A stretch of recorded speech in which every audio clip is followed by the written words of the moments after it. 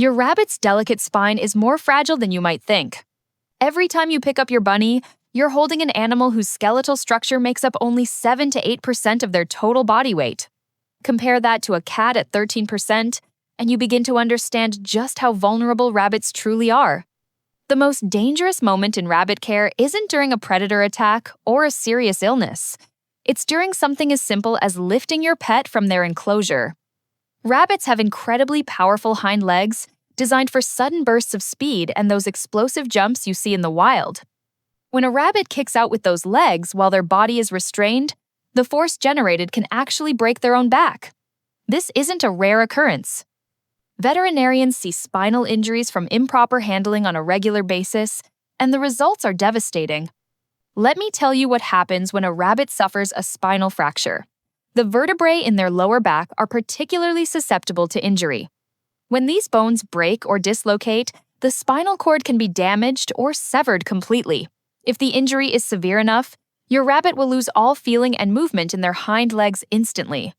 They may drag their back legs behind them, lose control of their bladder and bowels, and experience significant pain. Some rabbits will never recover. The prognosis for complete spinal cord injuries is grim, and many rabbits with severe damage don't survive or require euthanasia to prevent suffering. So what are these handling mistakes that cause such catastrophic injuries? The first and perhaps most common error is grabbing a rabbit by the scruff of the neck or lifting them by their ears. You might have seen cartoons or old photographs showing rabbits held this way, but this is absolutely wrong. A rabbit's ears are full of delicate blood vessels and cartilage. Lifting them this way causes pain and can damage the ear structure. More importantly, when a rabbit dangles with their body weight unsupported, they panic. And a panicked rabbit kicks. The second major mistake is holding a rabbit horizontally without proper support. Some people cradle rabbits like they would a cat, with one hand under the chest and the rabbit's body extending backward. This leaves the hindquarters and spine completely unsupported. When the rabbit inevitably struggles because they feel insecure, their powerful back legs thrash against nothing but air. The twisting motion, combined with the force of those kicks, can cause the spine to fracture in an instant. Another dangerous practice is holding a rabbit facing outward while you stand. From this position, if the rabbit pushes off against your body with their hind legs, they can propel themselves out of your arms and fall. Rabbits can suffer severe injuries from falls as short as 2 feet. They might land on their back, on their head, or in an awkward position that causes spinal trauma. Even if they land on their feet, the sudden impact can cause injury to their delicate bones. Children are particularly prone to making handling errors, not through any fault of their own, but simply because they lack the size and strength to properly control a struggling rabbit. A rabbit that weighs 8 or 10 pounds might not seem heavy, but when that animal suddenly thrashes and kicks, even adults can struggle to maintain a secure hold. Children may drop rabbits, squeeze them too tightly out of fear of dropping them, or fail to support the hindquarters properly. This is why supervision is absolutely essential when children interact with rabbits. Chasing a rabbit to catch them is another recipe for disaster. When you pursue a rabbit around their enclosure or your home, their prey instincts kick into overdrive. Their heart rate soars, stress hormones flood their system, and they become increasingly frantic. When you finally corner and grab them, they're in a state of absolute terror and will fight with everything they have to escape. This panicked struggling is when injuries most often occur. So, how should you handle a rabbit safely? The key is to support both the front and back of the rabbit at all times, keeping their spine in a natural position and their body close to yours. Start by approaching your rabbit calmly. Speak softly and let them see you coming. Place one hand under the rabbit's chest, right behind the front legs. Your fingers should wrap gently but securely around the ribcage. With your other hand, immediately scoop under and support the hindquarters. The rabbit's bottom should rest in the palm of your hand or against your forearm. As you lift, bring the rabbit close to your body immediately. Don't let them dangle in the air even for a moment.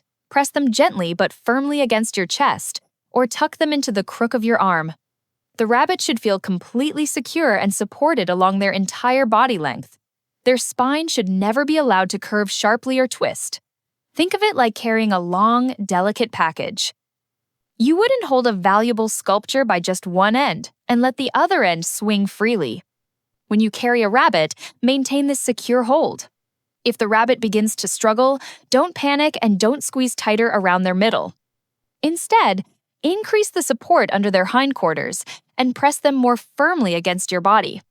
Some handlers like to gently cover the rabbit's eyes with one hand if they're moving through a busy or bright environment, as this can have a calming effect. Putting a rabbit down requires just as much care as picking them up. Lower yourself so you're close to the ground or the surface where you're placing the rabbit. You want to minimize the distance they could potentially fall if they kick out of your arms at the last second.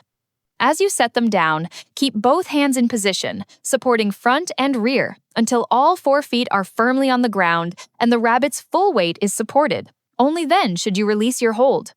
For rabbits that are particularly difficult to handle or that have a history of struggling, there are some additional strategies.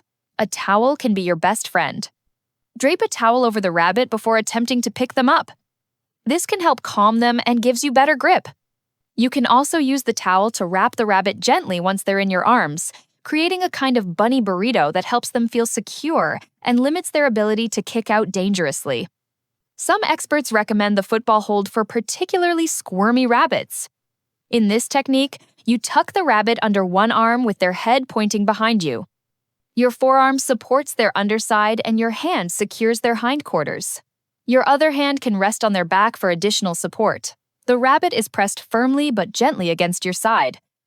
This hold gives you a lot of control and keeps the rabbit very secure, but it does take practice to master. Training your rabbit to be comfortable with handling is one of the most important things you can do for their safety and your relationship with them. Start by simply petting your rabbit while they're on the ground. Gradually work up to placing your hands in the lifting position without actually lifting. Reward calm behavior with treats. When you do begin lifting, keep the sessions very short at first. Lift for just a second or two, then immediately place the rabbit back down and offer a treat. Over time, you can extend the duration. Remember that rabbits are prey animals. Being lifted off the ground triggers deep instinctual fear. In the wild, the only time a rabbit leaves the ground is when a hawk has grabbed them or they're leaping to escape danger. You're asking your rabbit to overcome millions of years of evolution that says being off the ground equals death. Be patient with them. Some rabbits never fully relax about being held, and that's okay. For these rabbits, minimize handling to only when necessary, such as for health checks or veterinary visits.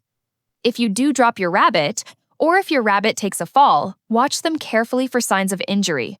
Obvious signs include dragging the hind legs, inability to stand, or visible pain when moving. But some injuries aren't immediately apparent. Watch for changes in behavior, reluctance to move, hunched posture, grinding teeth, which indicates pain, or loss of appetite. If you see any of these signs, get to a veterinarian immediately. Time is critical with spinal injuries. The best approach to rabbit care is prevention.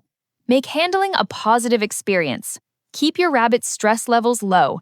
Ensure their living space is set up so you don't need to chase them to catch them.